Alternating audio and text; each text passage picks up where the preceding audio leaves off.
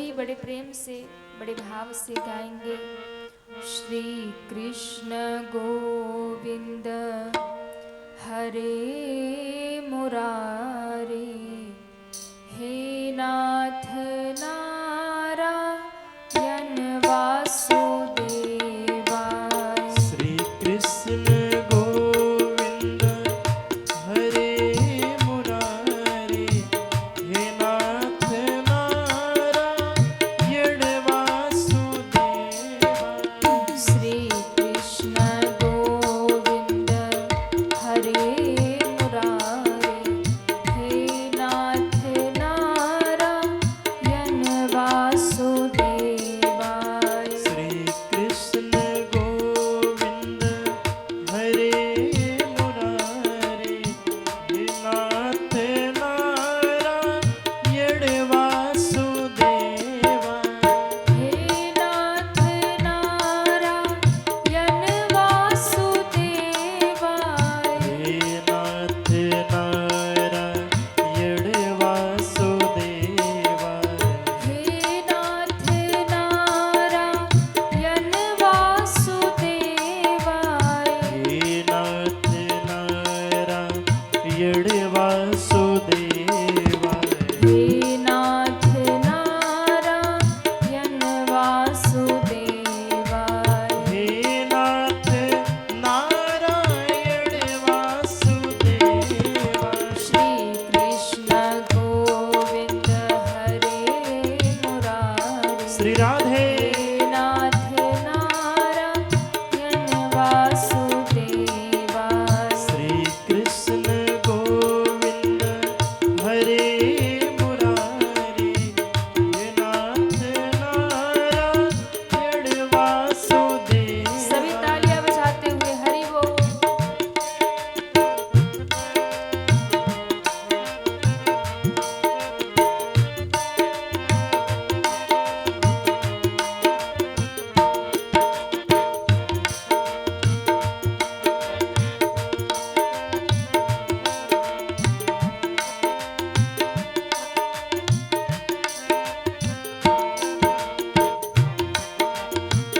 श्री राधे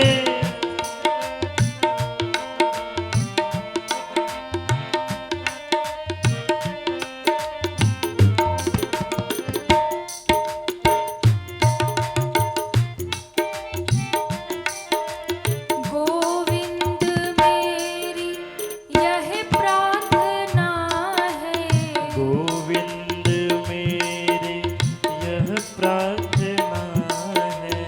गोविंद मेरी यह प्रार्थना है। गोविंद मेरी यह प्रार्थना है। भूलूं ना मैं कभी नाम तुम्हारा, भूलूं ना मैं कभी नाम तुम्हारा। भूलूं ना मैं कभी नाम तुम्हारा। भूलूं ना मैं कभी नाम तुम्हारा। निष्काम होके दिन रात गाऊं, निष्काम होके दिन रात गाओ। निष्काम होके दिन रात गाऊं। निष्काम होके दिन रात गाओ। हे नाथ नारायण वासुदेवाय। हे नाथ नारायण वासुदेवाय। श्री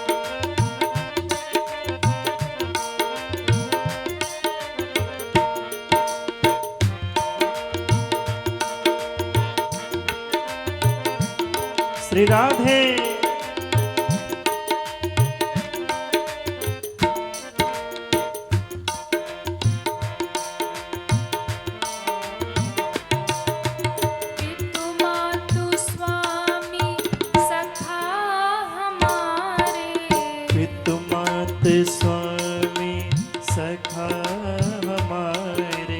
पितु मातु स्वामी सखा हमारे। पितु मात स्वामी सखा हमारे। हे नाथ नारायण वासुदेवाय। हे नाथ नारायण वासुदेवाय। श्री कृष्ण गोविंद हरे मुरारे। हे नाथ नारायण वासुदेवाय। श्री कृष्ण गोविंद हरे मुरारे।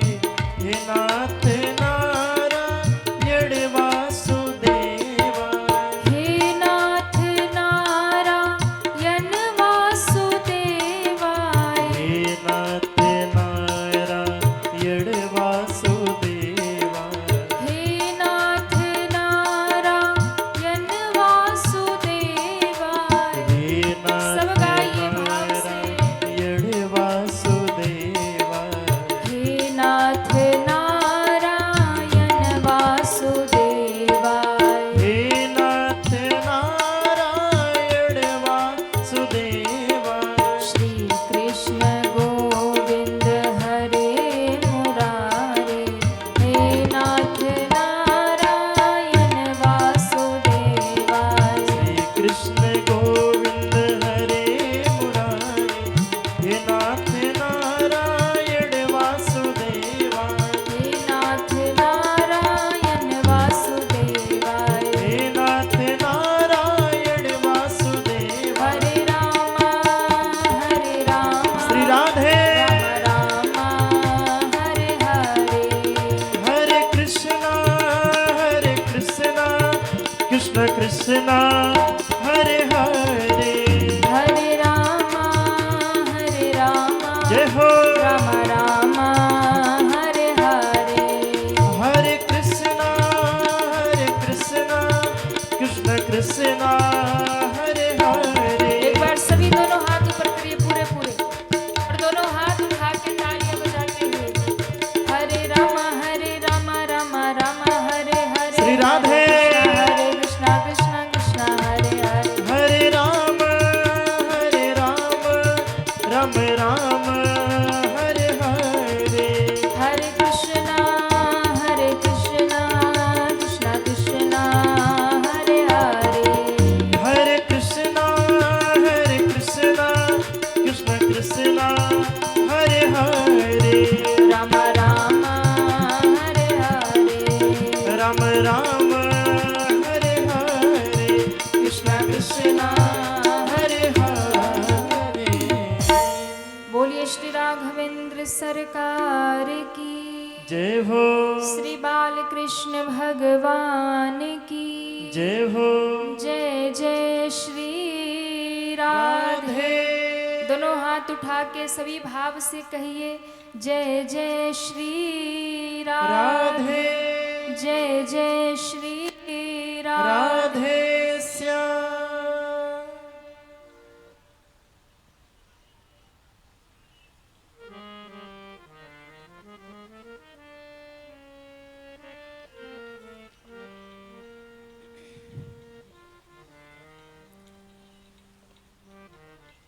नवरात्रि के इस परम पावनी बेला में मंगलमयी परम कल्याणमयी श्रीमद् भागवत की इस परम पावनी कथा के गंगा में हम सभी गोता लगा रहे और बड़े ही भक्ति के साथ में, बड़े ही भाव के साथ में ये अद्भुत नवरात्रि का जो पावन पर्व है, इसका उत्सव हम सभी मना रहे। इन 9 दिन की नवरात्रि में माँ भगवती, माँ जगदम्बा, माँ आदिशक्ति का सब भक्ति में, पूजन में लगे हुए हैं और सबके मन में एक ही भाव है कि माता रानी की कृपा हमें प्राप्त हो, माँ जगदम्बा की कृपा हमें प्राप्त हो। ये 9 दिन माँ शक्ति की उपासना का पर्व है। नव दिन में नव देवियों की हम पूजा करते हैं। नव दिन में माँ के नव रूपों का पूजन किया जाता है। अलग अलग दिन अलग अलग देवियों का होता है और इन अलग अलग देवियों के स्वरूप की पूजा अलग अलग प्रकार से की जाती है। नव दिन में माँ ने नवरूप धारण किया। पहला जो रूप माँ का है वो शैलपुत्री का, जो प्रथम दिन नवरात्रि के प्रथम दिन हम पूजन करते हैं माँ शैलपुत्री। दूसरे दिन माँ ब्रह्मचारिणी के रूप में होती है। माँ ब्रह्मचारिणी की पूजा दूसरे दिन होती है। नवरात्रि के तीसरे दिन माँ चंद्रघंटा का पूजन हम सभी करते हैं। चौथे दिन माँ कुष्मांडा का पूजन किया जाता है। नवरात्रि का पंचम दिवस माँ स्कंद माता की पूजा हम सब करते हैं।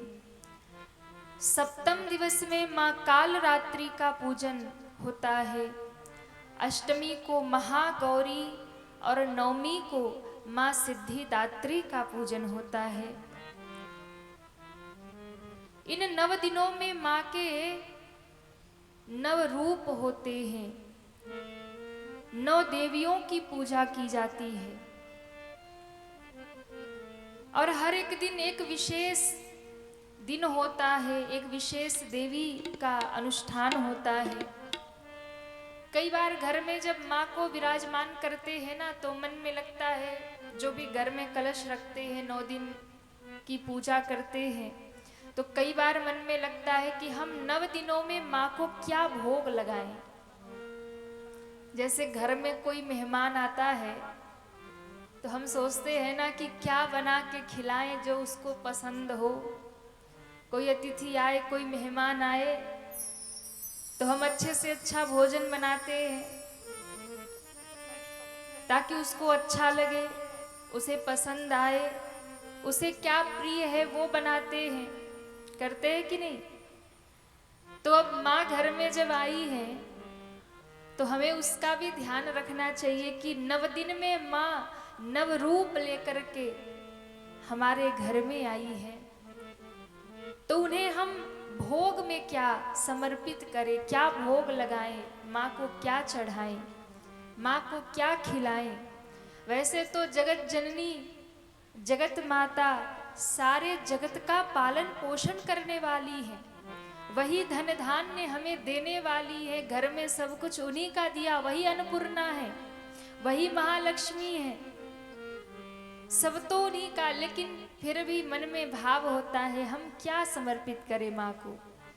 वैसे तो नित्य आपके घर में जो भी भोग बनता है, बड़ी पवित्रता के साथ में आप 9 दिनों में वही भोग माँ को समर्पित करिए।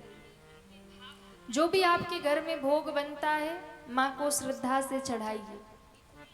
पर उसके बाद भी अगर आपको लगता है कि कुछ विशेष भोग लगाना है, कैसे माँ को प्रसन्न करना है, तो विशेष यदि माँ को प्रसन्न करना है तो प्रथम दिन माँ शैलपुत्री को शुद्ध देसी घी का भोग लगाइए।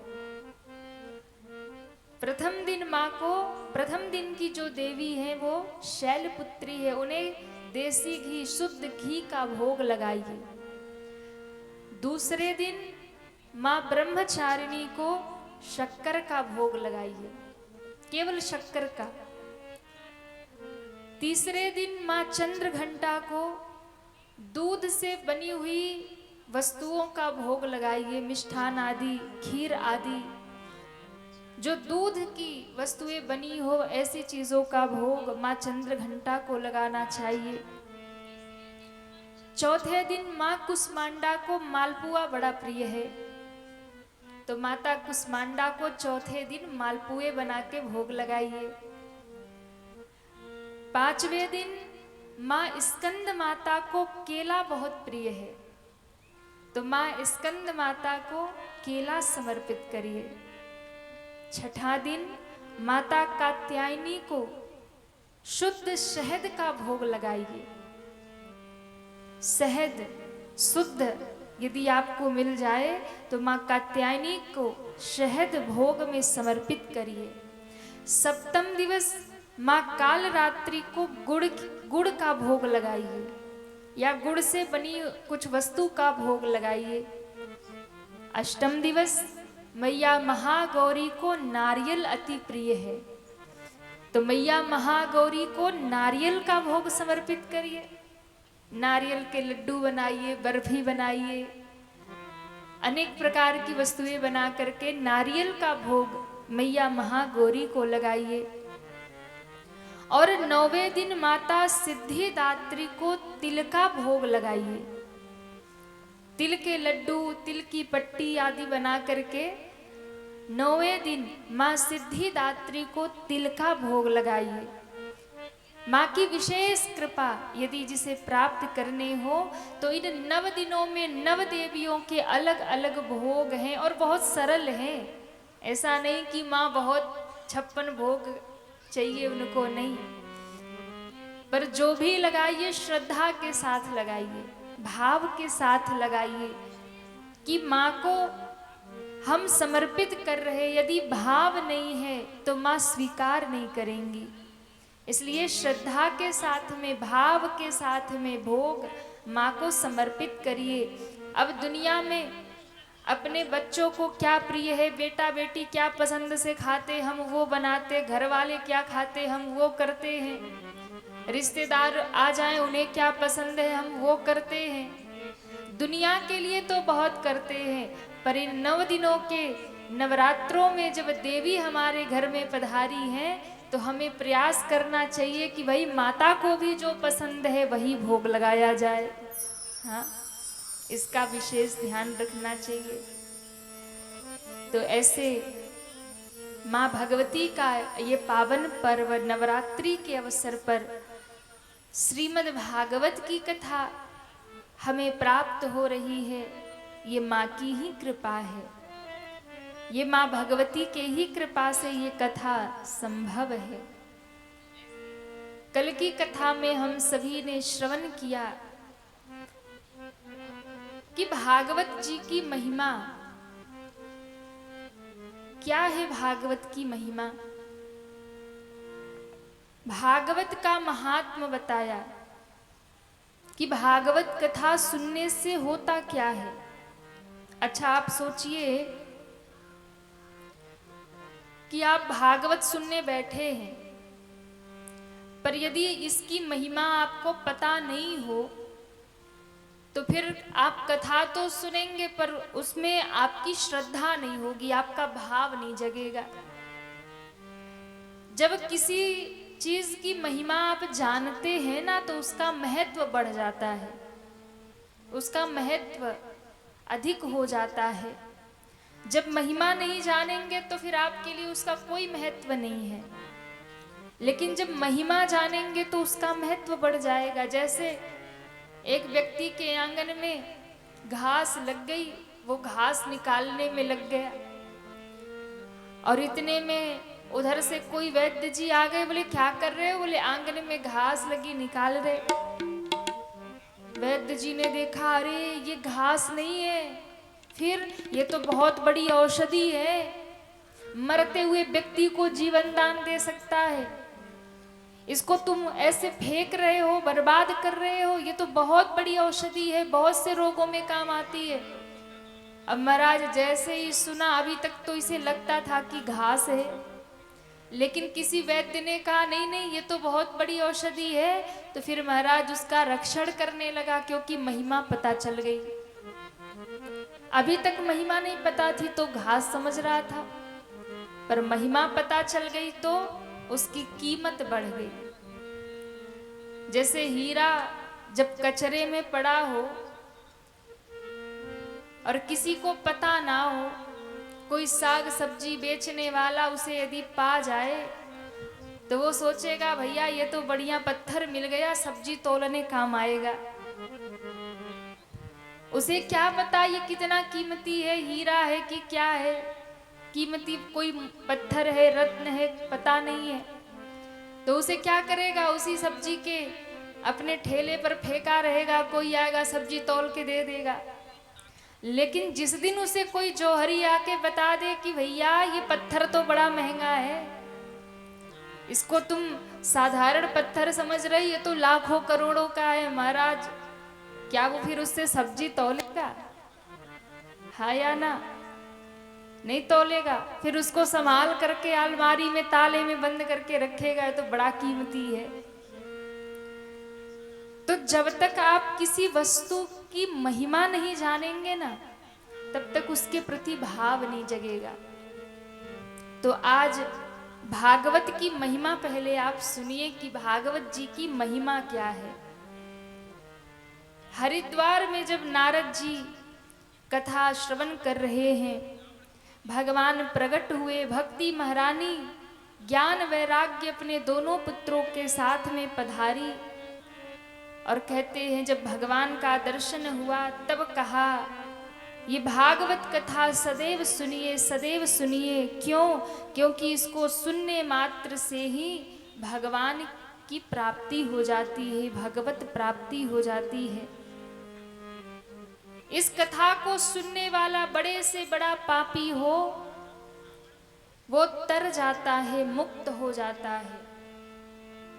बड़े से बड़ा पापी हो, भागवत जी में बताया कि भाई कितना भी बड़ा पापी हो, जीवन भर पाप किया हो, लेकिन वो भी अगर भागवत कथा सुन ले तो वो भी पापों से मुक्त हो जाता है। और महिमा क्या है भागवत की?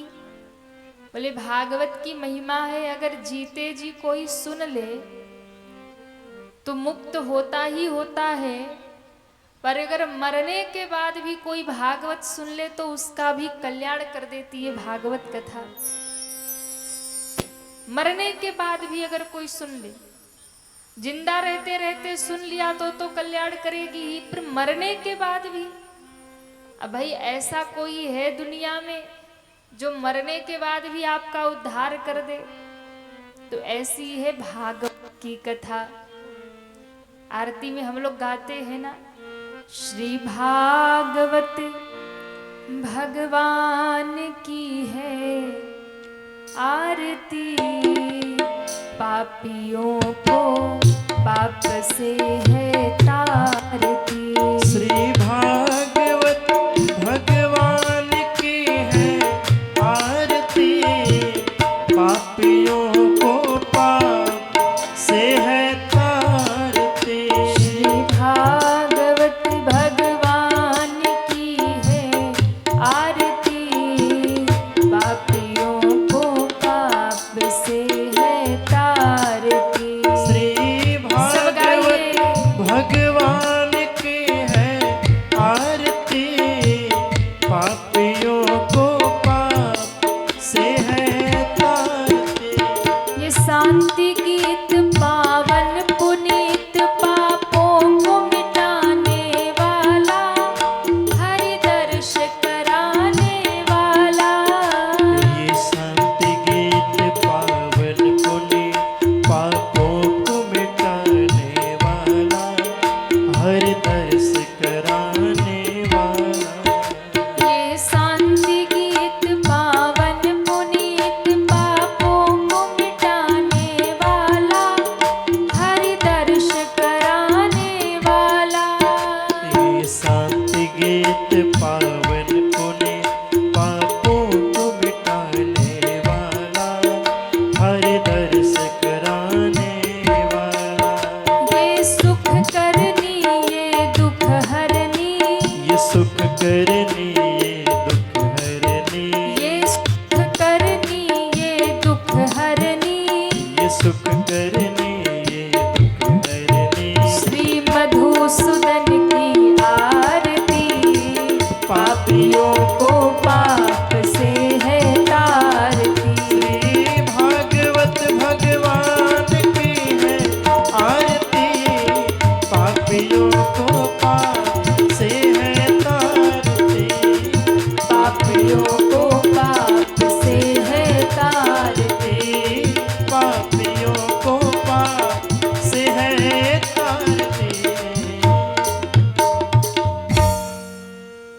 ये भागवत की कथा पापियों को पाप से है तारते। पाप को मिटाने वाली है और भगवान से मिलाने वाली है ये भागवत की कथा। भाई जब पाप मिट जाएगा, निष्पाप हो जाएंगे, तब तो भगवान मिल जाएंगे। तो पाप को, ताप को समाप्त करने की क्षमता है श्रीमद् भागवत की कथा में। पंच उग्र पाप बताए गए हैं, पंच महापाप बताए गए हैं। और कोई व्यक्ति बड़े से बड़ा पाप किया हो, पंच उग्र पाप क्या है? तो कहा मदिरा पान। पहला मदिरा पान, दूसरा ब्राह्मण की हत्या, तीसरा स्वर्ण की चोरी, चौथा विश्वासघात करना और पांचवा पर स्त्री संग करना। ये पंच उग्र पाप, पंच महापाप शास्त्रों में बताए गए।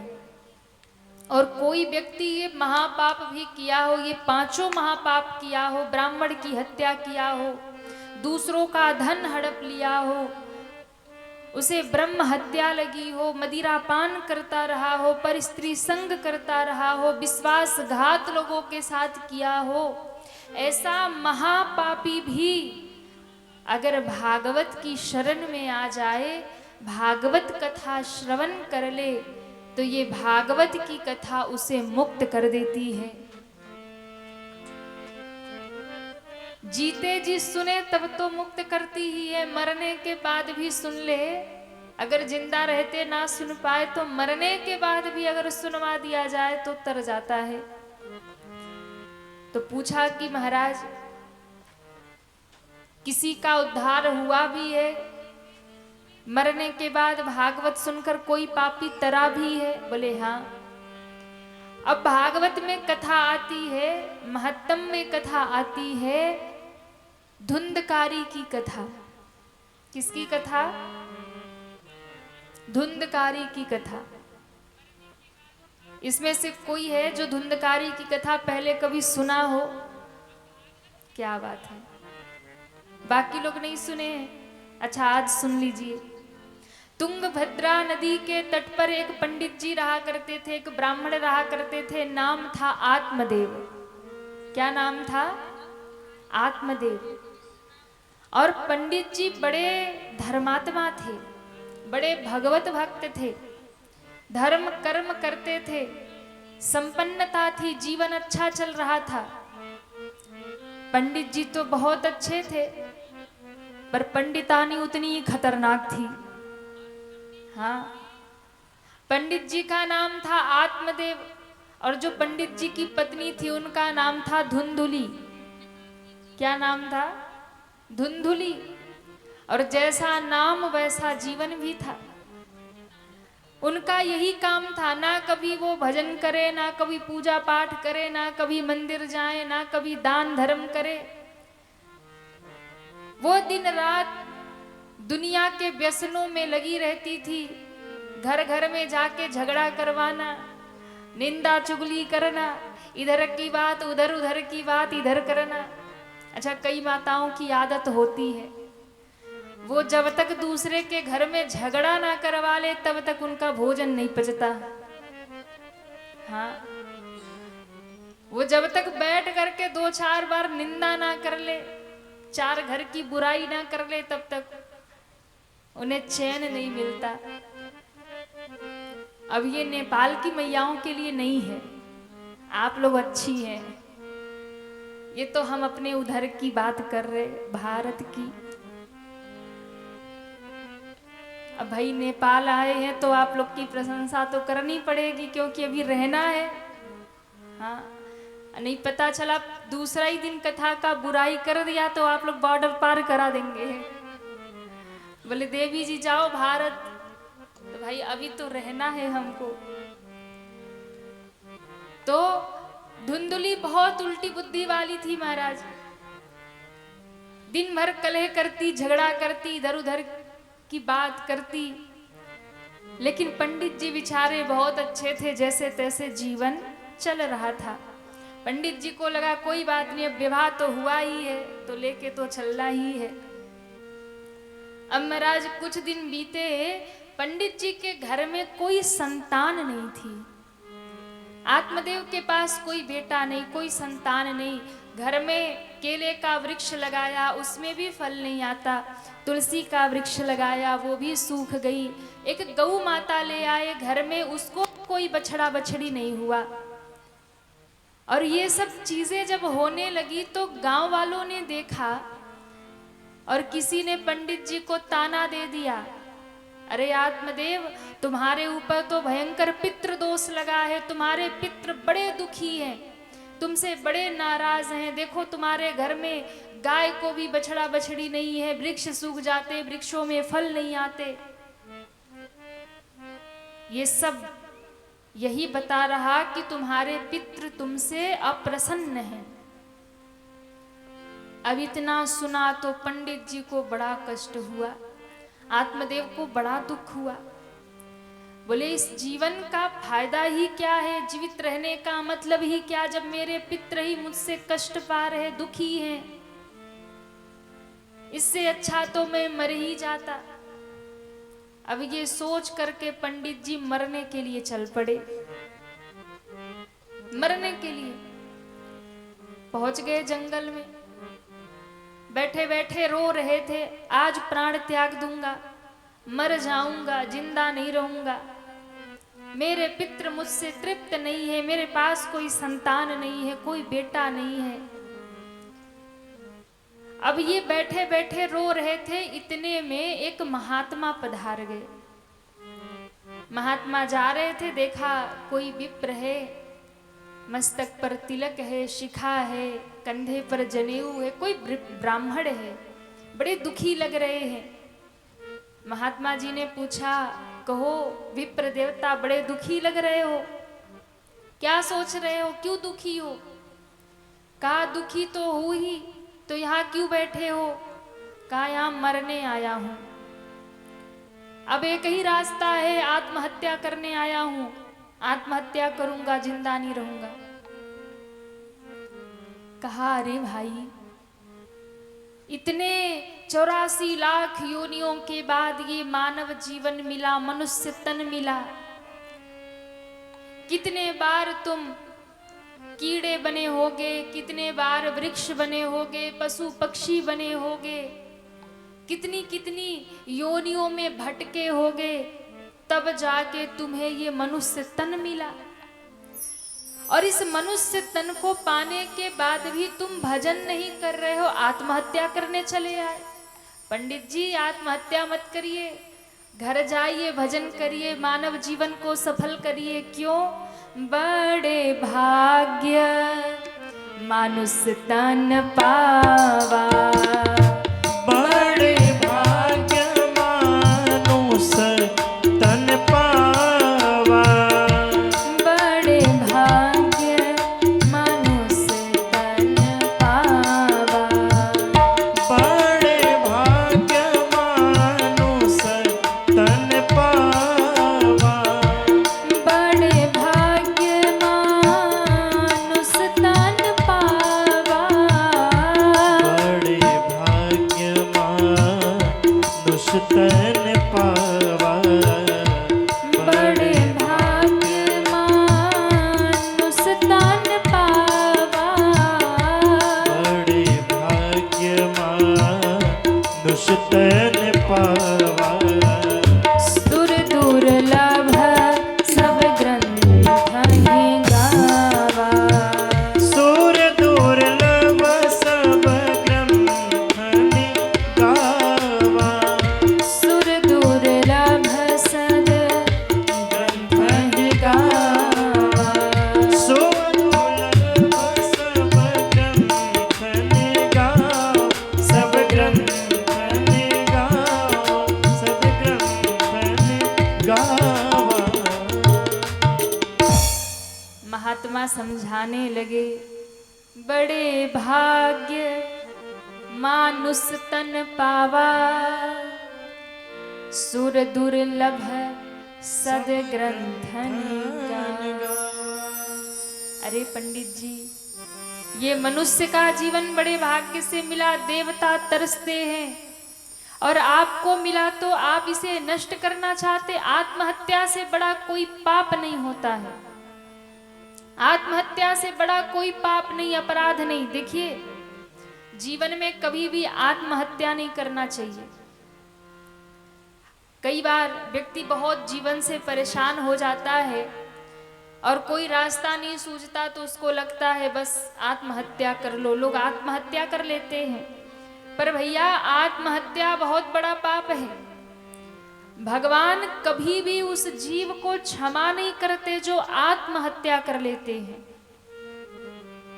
उसकी सदगति जल्दी नहीं होती है जो आत्महत्या कर लेते हैं। उसे लाखों करोड़ों वर्षों तक प्रेत योनि में भटकना पड़ता है जो आत्महत्या कर लेता है। क्यों? जिस जीवन को भगवान ने दिया है, उस जीवन को समाप्त करने का अधिकार केवल भगवान के हाथ में है, खुद के हाथ में नहीं है। कि हम चलो जीवन से परेशान हो गए, दुख से दुखी हो गए तो आत्महत्या कर लिए। कभी भी जीवन में कैसी भी परिस्थिति हो, उसे स्वीकार करिए। संसार में आए हैं तो कष्ट झेलना पड़ेगा, और जो भी दुख जीवन में मिला है ना, वो हमारे कर्मों का ही परिणाम है। भगवान किसी को दुख नहीं देते। हम लोग भगवान को कोसते कि भगवान ने बड़ा दुख दिया। भगवान दुख नहीं देते। भगवान को क्या पड़ी, वो हमें दुख देने आ जाएंगे। ये तो अपने कर्मों का ही फल है जो मनुष्य को भोगना पड़ता है। यदि आज आपको सुख मिल रहा है, यदि आज आपका जीवन सुखी है, तो आपने पिछले जन्म में अच्छे कर्म किए हैं। और यदि आज अच्छा करने के बाद भी आपके जीवन में परेशानी है, दुख है, तो ये आपके ही कर्मों का परिणाम है। कुछ न कुछ अपराध हुआ है, उसे पूरा तो करना ही है, हिसाब बराबर करना ही है। क्योंकि भैया, भगवान के दरबार में रिश्वत नहीं चलती। भगवान के दरबार में कोई धोखा नहीं है, कुछ ऊपर नीचे नहीं होता। वहां का हिसाब बराबर होता है। इसलिए जैसा जो कर्म करेगा वो वैसा भरेगा। अच्छा करोगे तो फिर अच्छा फल मिलेगा, और बुरा किया है तो उसका दंड भोगना ही पड़ेगा। और यदि ऊपर से आत्महत्या कर लिया तो और बड़ा अपराध हो गया। फिर तो प्रेत योनि में भटकते रहना है, और कब तक भटकना है उसकी कोई वो नहीं महाराज। इसलिए कभी भी आत्महत्या मत करिए। यदि जीवन में परेशानियां हैं, दुख है, कष्ट है, तो ये हमारे कर्मों का परिणाम है। उसको स्वीकार करिए, उसे आप स्वीकार करिए। उस कष्ट को, उस दुख को, उसे पूरा करिए। जो भी जीवन में मिल रहा है, अच्छा मिले बुरा मिले, उसे स्वीकार करिए, पर आत्महत्या कभी मत करिए। आत्महत्या से बड़ा कोई पाप नहीं है। जैसे कोई व्यक्ति यदि समय से पहले चला जाता है ना, तो उसकी अधोगति होती है। यानी मान लो किसी ने जहर खा लिया, फांसी लगा ली, कोई महाराज जल में डूब करके मर गया, या किसी एक्सीडेंट में चला गया, तो ऐसे व्यक्ति की गति नहीं होती। ऐसा व्यक्ति अधोगति को प्राप्त होता है, और वो प्रेत योनि में भटकता रहता है। उसकी मुक्ति नहीं होती है। फिर उसकी मुक्ति के लिए उपाय करना चाहिए, अनुष्ठान करना चाहिए। इसलिए जो भी समय से पूर्व अकाल मृत्यु में चले जाते, जो जीवन पूरा करके जाए, वो तो अच्छी बात है कि जब तक भगवान ने शरीर रखा है तब तक रहे, और जब समय आया तो फिर समय से जो चले गए, आयु से जो चले गए, वो फिर जैसा उनका कर्म होता है फिर अपनी गति भोग करके किसी न किसी जन्म में, जीवन में फिर से वो पृथ्वी पर आते हैं, या भक्ति भजन किया है तो भगवान के धाम चले जाते हैं, और नहीं किया है तो फिर संसार में किसी जीव के रूप में जन्म लेता है, जीव धरती पे आता है। लेकिन यदि किसी ने अपना जीवन समाप्त कर लिया है या किसी दुर्घटना में चला गया है तो वो अधोगति को प्राप्त होता, जो अकाल मृत्यु समय से पूर्व जो चला गया तो उसकी अकाल मृत्यु हो जाती है। फिर उसके उद्धार के लिए भागवत का अनुष्ठान बताया है। ऐसे व्यक्ति के उद्धार के लिए भागवत का अनुष्ठान करना चाहिए। गया जी में जाकर के पिंडदान करना चाहिए, गया जी में जाकर के अनुष्ठान करना चाहिए, तब हो सकता है कि उसकी गति हो जाए। इसलिए कभी भी अब एक्सीडेंट में कोई चला गया या ऐसे मृत्यु को प्राप्त हो गया वो तो अलग बात है, लेकिन जानबूझ करके जो फांसी लगा ले, जहर खा ले, कहीं डूब जाए, कुछ ऐसा कर ले तो भैया अधोगति प्राप्त होगा। महात्मा ने समझाया, देखो आत्महत्या महापाप है, घर जाओ भजन करो। बोले क्यों? गांव के लोगों ने मुझे ताना दिया है कि तेरे पास बेटा नहीं है, और जिसके पास बेटा नहीं होता है उसके पितृ कभी उससे प्रसन्न नहीं होते, तृप्त नहीं होते हैं, रोते रहते हैं, अप्रसन्न रहते हैं। मेरे पास कोई संतान नहीं है और अब तो मैं आत्महत्या करूंगा। महात्मा जी ने कहा, देखो ये सब बात तो ठीक है, लेकिन मैं एक बात कहता हूं, यदि तुम्हारे पास संतान नहीं है तो तुम्हें दुखी रहने की आवश्यकता नहीं है।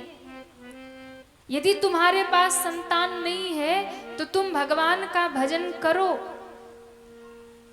तुम्हारा भी उद्धार हो जाएगा और तुम्हारे पितरों का भी उद्धार हो जाएगा। ध्यान रखिएगा, जिनके घर में बेटा नहीं है ना, वो यदि दुनिया की बात सुन के दुखी रहते हैं कि मेरा बेटा ही उद्धार करेगा, बेटा ही तारेगा, तो ध्यान रखिएगा, बेटा और बेटी किसी को तारते नहीं है, व्यक्ति अपने कर्म से तरता है। इसलिए अगर आपके पास संतान नहीं है, पुत्र नहीं है, तो आप मुक्त आत्मा हैं। पुत्र क्यों आता है? पुत्र आता है ऋण उतारने के लिए, और यदि आपके पास पुत्र नहीं है तो आपके पास कोई ऋण नहीं है, आप मुक्त आत्मा हैं। फिर आपका उद्धार और आपके पितरों का कल्याण कैसे होगा? आप भजन करिए भगवान का, आप भक्ति करिए, और उस भक्ति के प्रभाव से आपके पितृ भी तर जाएंगे और आप भी तर जाएंगे। और कई घरों में तो ऐसा होता है कि बेटे नहीं होते, बस बेटियां ही होती हैं, वो लोग भी दुखी होते हैं। अरे हमारे घर में तो बेटी ही है, हमारा क्या होगा? अरे भाई, बेटी है तो भगवान ने डबल कृपा कर दिया, अगर बेटा नहीं है बस बेटी ही है तो डबल कृपा है। आप कहेंगे क्या कृपा है? तो समझिएगा, बेटी का कन्यादान करना यज्ञ करने के बराबर होता है। यदि आपके घर में बेटी ही बेटी है तो ठाकुर जी ने आपको अवसर दिया है, यज्ञ का फल प्राप्त करिए, बेटी का कन्यादान करिए और भगवत भजन करके खुद भी तर जाइए और पीढ़ी को भी तार जाइए। ये आपके ही हाथ में है। इसलिए हम शास्त्र को समझते नहीं है। दुनिया में लोग अपने मनगढ़ंत बातें बना लेते, बेटा नहीं होगा तो उद्धार नहीं होगा। कोई बेटा बेटी उद्धार नहीं करता। महाराज सगर के 60,000 बेटा थे, उद्धार नहीं हुआ महाराज। जब भगीरथ जी ने तप किया, गंगा जी को धरती पे ले आए, तब जाके उद्धार हुआ। उद्धार बेटा बेटी से नहीं, आपके खुद के कर्म से होगा, आपके भक्ति से होगा, आपके भजन से होगा। आप भजन मत करो, भक्ति मत करो और फिर 4 बेटे घर में हो, फिर उद्धार होने वाला नहीं है। खूब समझाया लेकिन माने नहीं, बोले नहीं मैं तो मरूंगा। महात्मा जो थे वो बड़े सिद्ध महात्मा थे, उन्होंने मस्तक की देख के कह दिया, अरे आत्मदेव, तुम बेटा के लिए रो रहे हो, मरने जा रहे हो इस जन्म में, तुम्हारे भाग्य में 7 जन्म बेटा नहीं है। कितने जन्म? कितने जन्म? 7 जन्म बेटा नहीं है। तुम्हारे मस्तक पे लिखा है, तुम्हारे मस्तक की रेखा देख के मैं बता रहा हूं, 7 जन्म बेटा नहीं। और तुम इसी जन्म में बेटे के लिए मरने जा रहे हो। इतना सुना पंडित जी और जोर जोर से रोने लगे, और जोर जोर से बोले, अब क्यों रो रहे हो? अब तो 7 जन्म बेटा नहीं है, मुक्त हो जाओ, भजन करो और भगवान को प्राप्त करो, अपनी मोक्ष को प्राप्त करो, भक्ति करके भजन करके भगवत प्राप्ति कर लो। अब महाराज पंडित जी ने महात्मा के चरण पकड़ लिया और कहा, महात्मा जी हम समझ गए आप बहुत सिद्ध महात्मा हैं। क्यों? हमें तो 7 मिनट का नहीं पता और आप 7 जन्म की बता रहे हैं। हमें तो 7 मिनट का नहीं पता कि 7 मिनट बाद क्या होगा, और जो 7 जन्म की बता रहा है वो कोई साधारण महात्मा नहीं है। और भैया जो 7 जन्म की बात बता सकता है, वो यदि कृपा कर दे तो मेरे घर में बेटा भी हो सकता है। सिद्ध महात्मा यदि आशीर्वाद दे दे तो कुछ भी हो सकता है। अब आप ही मुझे बेटा दो। महात्मा जी ने कहा, नहीं तो? बोले नहीं तो क्या आपके ही चरणों में सर पटक के मर जाऊंगा। महात्मा जी ने कहा, हो गया कल्याण, खुद तो मरेगा, हमको भी मरवाएगा। अपने राम जा रहे थे रास्ते, कहां से इसके चक्कर में पड़ गए, कह रहा खुद मरूंगा। महात्मा ने समझाया, नहीं माने, चरण पकड़ दिया, बोले नहीं छोड़ूंगा जब तक कि आप बेटा होने का आशीर्वाद नहीं देंगे। महात्मा जी ने सोचा अब कैसे पीछा छुड़ाए। झोलिया में हाथ डाला, एक फल निकाला, आत्मदेव को दे दिया और कहा, जा ये फल अपनी पत्नी को खिला देना, मेरा आशीर्वाद है, तेरे घर में बेटा होगा। आत्मदेव तो प्रसन्न हो गए महाराज, वाह वाह, महात्मा का आशीर्वाद मिला, अब घर में बेटा हो जाएगा। लेकिन महात्मा जी ने एक बात और कह दिया, आत्मदेव तुम्हारे भाग्य में विधाता ने बेटे का सुख नहीं लिखा, लेकिन तुम विधाता के विधान को बदलना चाहते हो, भाग्य में बेटा नहीं फिर पाना चाहते हो, तो सुनो, बेटा तो घर में हो जाएगा पर उस बेटे का सुख नहीं पाओगे। पर महात्मा की बात समझ में कहाँ आती है। महात्मा कुछ भी कहे हमें जल्दी समझ में आता नहीं है। पंडित जी को लगा पहले बेटा हो तो जाए, बाद में देखी जाए कि सुख मिले ना मिले, एक बेटा घर में बस हो जाए। इतने खुश हुए कि महात्मा से बोले यही बहुत है, बेटा हो जाए। बोले हो तो गया पर सुख नहीं होगा। घर लेके आए और दरवाजे पे आके आवाज लगाई धर्म पत्नी को, अरे भाग्यवान सुनती हो, अरे जल्दी बाहर आओ। धुंधली दौड़ी दौड़ी आई, बोले क्या हुआ? बोले ये लो फल लाया हूं, इसे खा लो। धुंधली ने कहा एक फल लेके आए हो और चिल्ला ऐसे रहे हो जैसे 9 लखा हार लेके आए हो। अरे लाना ही था तो 2, 4, 10 किलो फल ले आते, एक में क्या होगा? बोले ये कोई साधारण फल नहीं, महात्मा का प्रसाद है। अच्छा क्या होगा? बोले इसे खा ले, महात्मा ने कहा है हमारे घर में बेटा हो जाएगा। बोले अच्छा महाराज अभी रख दो, बाद में खा लूंगी। पंडित जी तो बड़े खुश हो गए, अब तो बेटा घर में हो ही जाएगा। चले गए पंडित जी और कहते हैं उसने फल को रख दिया। दोपहर में नहा धो के बैठी, सोचने लगी खाऊं कि ना खाऊं, फल खाऊं कि ना खाऊं, क्योंकि बुद्धि उल्टी थी महाराज। इतने में पड़ोसन आ गई, क्या सोच रही है? बोले सोच रही हूं फल खाऊं कि ना खाऊं। पड़ोसन ने कहा हुआ क्या? बोले पतिदेव बोले महात्मा का प्रसाद है, खाएगी तो बेटा हो जाएगा। पर मैं सोचती हूं कि बेटा यदि गर्भ में आएगा तो मेरा सौंदर्य नष्ट हो जाएगा, बेटे का जन्म होगा तो घर के काम धाम कौन करेगा, उसका भी बड़ा ख्याल रखना पड़ेगा। और तो और यदि गर्भ में बेटा होगा और फिर अचानक रात में भूकंप आएगा तो सब तो भाग जाएंगे, हम भाग ही नहीं पाएंगे, मर ही जाएंगे। इतनी बात बताई कि पड़ोसन परेशान हो गई। बोले बहन जो तेरी मर्जी में आए वो कर ले, खाना है तो खा ले, नहीं खाना है तो नहीं खा। वो परेशान होकर के चली गई। शाम होते होते उसकी बहन आ गई। बहन आ गई, इसने पूरी राम कहानी बहन को बता दी और बहन को मन ही मन जलन हो गई। बहन को लगा अगर इसका खुद का बेटा हो जाएगा तो मेरे घर में जो बेटे हैं उनको प्रेम करना ये बंद कर देगी। इसके घर में सब कुछ भरा पड़ा है, खाने को बहुत है, खाने वाला कोई नहीं, और मेरे घर में खाने वाले बच्चे बहुत है पर खाने को ही नहीं है। सब बहन का खर्चा यही देख रही थी। तो बहन को जलन हो गई। बहन ने सोचा नहीं नहीं ऐसा नहीं करना। बहन ने कहा अरे बहन कहाँ तू ये बाबा बाबा जी के चक्कर में पड़ गई, ये बाबा जी लोग पाखंडी होते हैं, फल तो तू बिल्कुल मत खाना। तो पंडित जी को क्या बताऊंगी? बोले कह देना कि मैंने फल खा लिया है, फिर बेटा नहीं होगा तो। बोले तू चिंता मत कर, देख मेरे घर में तो बहुत सारे बेटे हैं और इस बार भी मेरे गर्भ में एक बालक है, तो इस बार जो बेटा होगा ना मैं तेरा बेटा बना के तेरे घर पहुंचा दूंगी।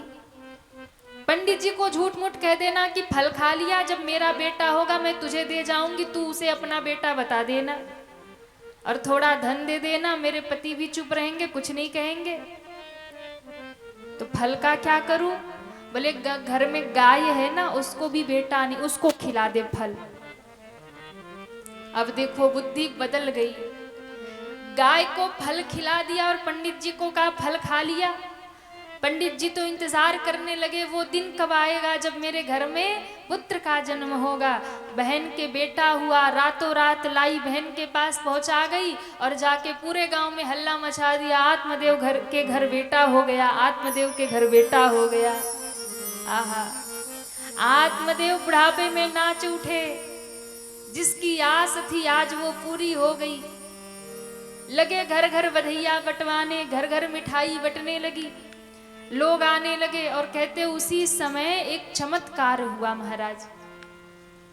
वो महात्मा का दिया हुआ फल जो गैया ने खाया था ना, गौशाले में गैया ने भी एक बालक को जन्म दिया। बड़ा ही दिव्य बालक था, बड़ा ही अद्भुत बालक था। और उस बालक का जब जन्म हुआ तो किसी ने कहा अरे आत्मदेव तेरे तो भाग्य खुल गए। वो सही कहा है कि ऊपर वाला जब देता है तो भर भर के देता है। कहाँ एक बेटा नहीं, कहाँ दो दो बेटा, तेरी गौशाले में गैया ने भी एक बेटा को जन्म दिया है। दौड़े दौड़े सब गए, जाकर देखा तो गाय ने किसी बछड़े को जन्म नहीं दिया, एक मनुष्य के पुत्र को जन्म दिया था उस गाय ने। और महाराज पूरा शरीर मनुष्य का था पर उसके कान जो थे वो गाय की तरह थे, कान गाय की तरह। और कहते हैं उसी समय महात्मा पधारे और महात्माओं ने देखा इतना दिव्य बालक, ये किसी सिद्ध महात्मा का प्रसाद है, ये गौ पुत्र है, ये गाय का बेटा है, इसलिए पूरा शरीर मनुष्य का है, इसके कान गाय के जैसे हैं, इसलिए इसका नाम रखा गया गोकर्ण। बोलिए गोकर्ण जी महाराज की जय हो, भागवत महापुराण की जय हो। उस बेटे का नाम गोकर्ण रख दिया। अब इधर जो धुंधुली का बेटा था ना, उसकी बहन का बेटा, पंडित जी ने कहा इसका भी नाम रख दिया जाए। उस गौ पुत्र का नाम तो गोकर्ण रख दिया गया।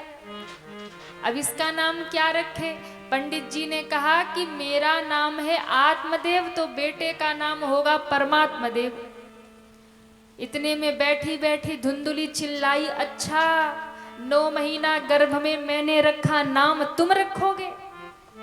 नाम तो अपने बेटे का हम रखेंगे। पंडित जी ने कहा अच्छी बात है। पंडित जी को लगा इतना शुभ अवसर है कि झगड़ा ना हो जाए। हाँ हाँ देवी तू ही नाम रख ले, तू ही रख ले। अच्छा नाम भी बड़ा गजब का रखा। बोले मेरा नाम है धुंधुली, तो बेटे का नाम होगा धुंधकारी। क्या नाम होगा? जैसी माँ वैसा बेटा। और कहते जैसा नाम रखा ना, देखिए जीवन में नाम का बड़ा महत्व होता है। अपने बच्चों का नाम हमेशा सोच समझ के रखा करिए। कुछ भी चिंकू पिंकू टिंकू मत रख दीजिए।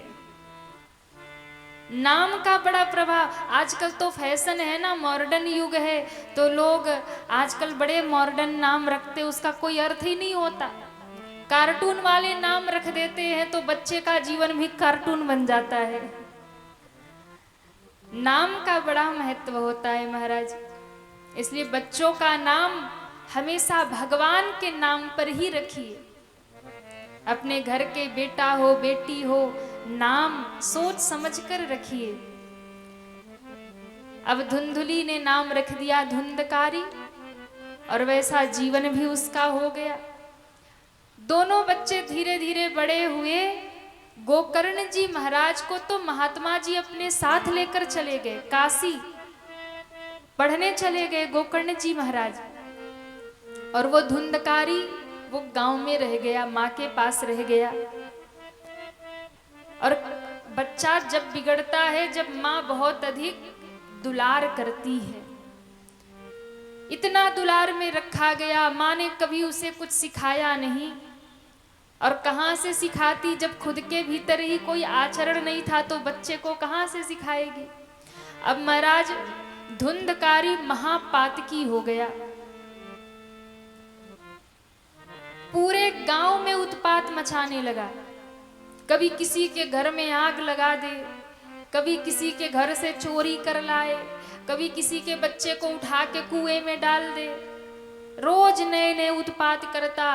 रोज उलाहने आने लगे, रोज उलाहने आने लगे। और कहते हैं धीरे धीरे समय बीता, और इधर गोकर्ण जी महाराज काशी में चले गए। संतों के यहाँ जाकर के वेद वेदांत सबका उन्होंने अध्ययन किया, महाविद्वान हो गए। गोकर्ण पंडितो ज्ञानी, धुंधकारी महाखलह। गोकर्ण जी महाराज ज्ञानी हो गए, पंडित हो गए, और धुंधकारी महाखलह, ये महादुष्ट हो गया। और इतना दुष्ट हुआ कि पिता को ही कष्ट देने लगा, पिता को ही दुख देने लगा। अब गोकर्ण जी रोते रहते, दुखी रहते, क्योंकि महात्मा ने कहा था बेटा होगा पर सुख नहीं मिलेगा। अब रोते रहते, अब दुखी रहते। समय बीतने लगा। एक दिन गोकर्ण जी जब लौट कर आए तो पिताजी को बहुत दुखी देखा। कहा पिताजी आप इतने दुखी क्यों हैं? क्या बात है? आप बड़े उदास लग रहे हैं। आप बताइए अपने मन की बात, क्यों आप इतने उदास हैं, क्यों आप इतने दुखी हैं? इतना कहते ही महाराज आत्मदेव जी तो फूट फूट करके रोने लगे। कहा बेटा तेरे भाई ने मेरा जीना हराम कर दिया। रोज उलाहने आते हैं, रोज कोई न कोई उत्पात करता है, नित्य ही कोई न कोई आता है और कहता है इसने ये कर दिया वो कर दिया, मैं परेशान हो गया। अरे ऐसा बेटा होने से अच्छा था कि बेटा ना ही होता। क्या कहा? ऐसा बेटा होने से अच्छा था बेटा ना ही होता।